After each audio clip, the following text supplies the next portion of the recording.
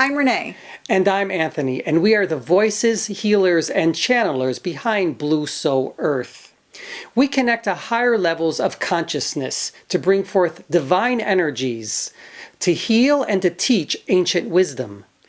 These energies that we access from higher dimensions largely consist of the ascended masters that humanity across cultures knows really well. They are many, but they speak collectively as one voice. And for simplicity's sake, we call them our spirit team.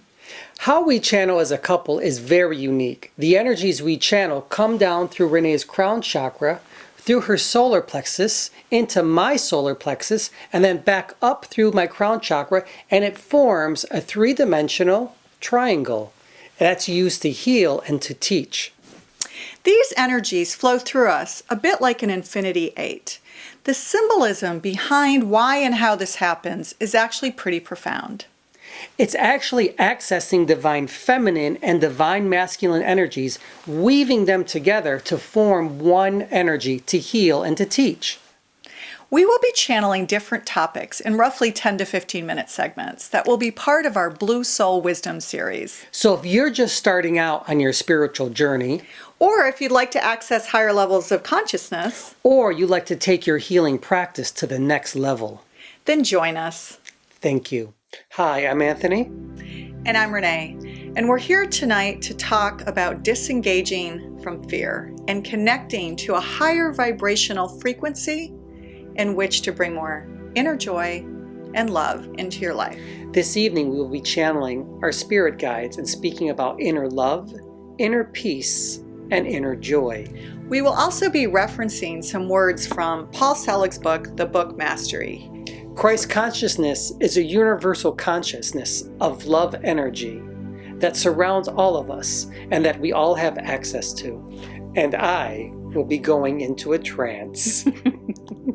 So let's call our guides forth, shall we? Yes, let's do so. Okay. Anthony's starting to connect with our guides now. And as he connects and brings them through, I'm just going to read a little bit from Paul Selig's book. It's essentially talking about getting detached from fear. It's simply a choice. And he also talks about the system of recreation, which is part of making that choice to step away from fear. What we are teaching is a realignment to systems of creation. And in order to realign into a new system of creation, you must have the means to liberate the self from the past creations, to invest them in a new way, so that they may be able to be moved. By looking at something, witnessing it for what it is, and learning how to see it from a new vantage point, nothing can be changed until you agree that it can be changed. It really needs to begin with your intention. Hi guys. It is always an honor and privilege to be in your presence, Kaya. How are you? We are fine, thank you. How are you? Doing great. We are talking about disengaging from fear. There's so many amazing topics in this book, and that's just one of them, and I thought we would focus on that this evening. Disengaging from fear. You do know that one of the most important things is to let go of fear. If you hang on to fear, then all you are doing is building up a resistance. You are building up a resistance to love. You're building up a resistance to the Christ energy. You're building up a love to your entire connection to all of the universe, to all of consciousness. It is really all about letting go of fear in order to have an experience of waking up. But we tell you this also, there are those souls who they decide to have and to hang on to fear. Why would they do that? Why are they doing that? Why do they hang on to fear? Well, it is nothing more than an experience. But Paul Selig is correct. You can let go of the fear. You can change your timeline if you choose. You must will it. You do have free will, you know. You can change if you decide. I also feel that some of the language used in Paul's book, because he's in essence channeling the language that comes through, it's almost written in a certain way that's like a code, and reading it activates something in you that brings you closer to the light. That is correct. As we told you before, we will tell you again, everything that you read that is connected to these high frequencies, these vibrational patterns, they will bring forth timelines. They will bring forth remembrances of whom you once were. They will connect you to higher realms of energy. Your brain will start to light up with things that you remember, and you will start to connect to the higher realms of love energy. And in this way, the fear will start to dissipate and go away. And the reason that this is important is because when we remember, we actually have access to all of the yous that we've been, for example. You are speaking of quantum fields of consciousness. Yes, that is correct. You will have access to all of the yous that you exist in this particular time as well. What you do in this time will affect all of the other yous as well. So how can accessing that knowledge bank, if you like, think of it as a data bank in the cloud, how can that help you eliminate the fear that you're feeling in this particular timeline, in this particular body? Well, that is simple. See yourself as being perfect. Go back to the you that was from the very beginning, if there is a beginning, but you must intend it and imagine it, that from the beginning that you were perfect. See yourself as that original you with having absolutely no flaws, no fear, no sickness, no death, no sadness, and that you are perfect in all ways and simply divine. Do you understand? So how can you help people access that? At an intellectual level, it may make sense to some people, but actually putting it into practice is often a challenge. That is the key. Practice. You must practice it. Just like any activity that you do, you must practice. If you're a dancer, you must practice. A martial artist must practice. A yogini must practice. A painter must practice. A piano player must practice. You must practice these intentions.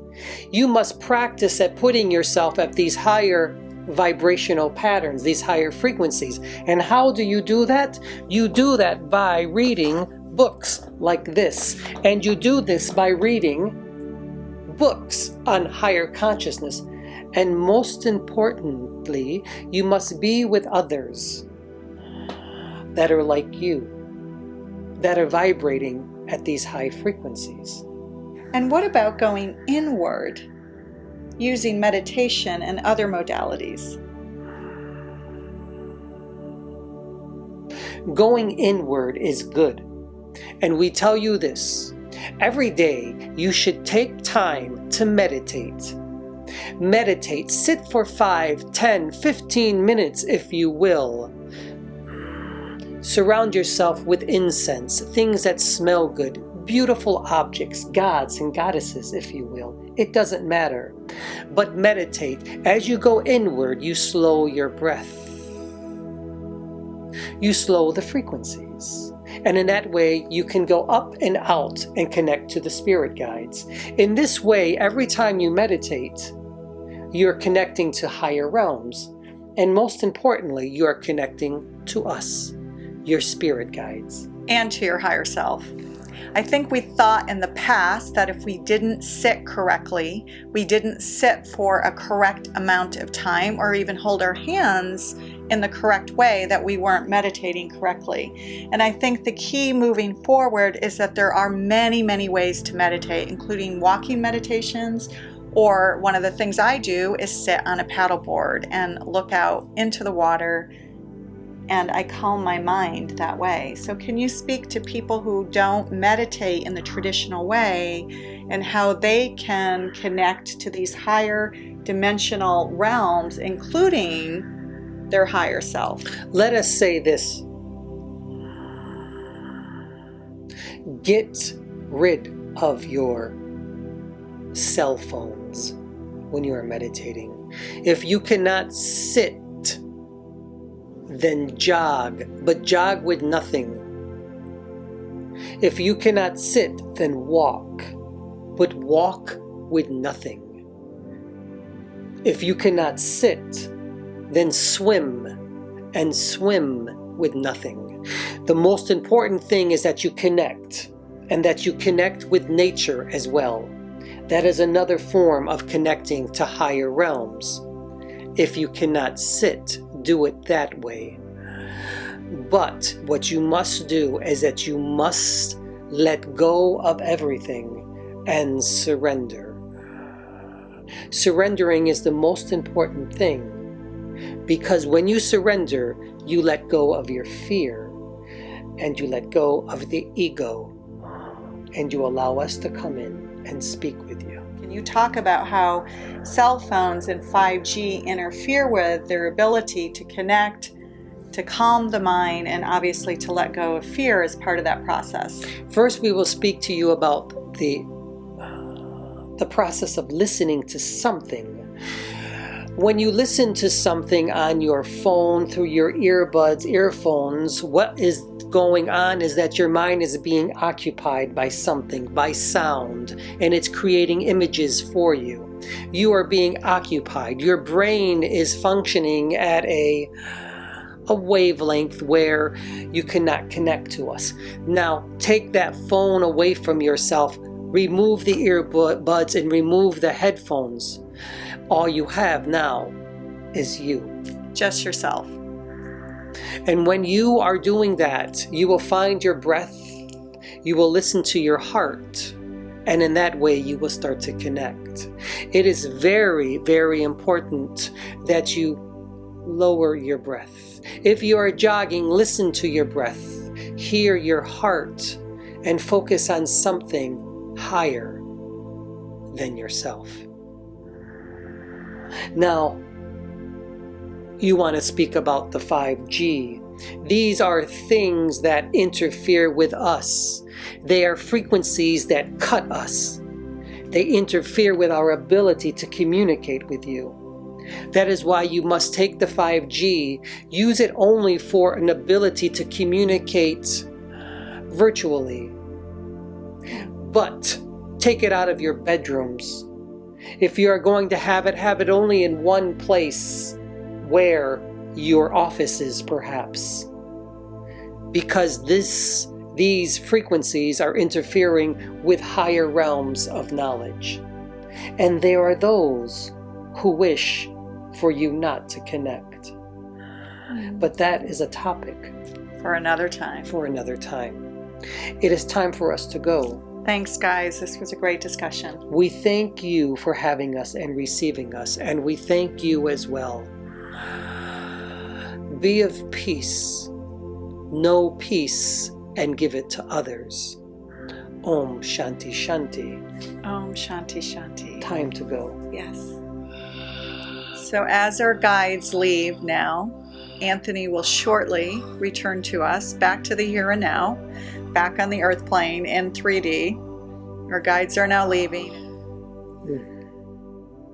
You back? I'm back, relatively speaking. Thank you for joining us. We hope to see you again at another time. Thanks. We'll see you soon. Thank you.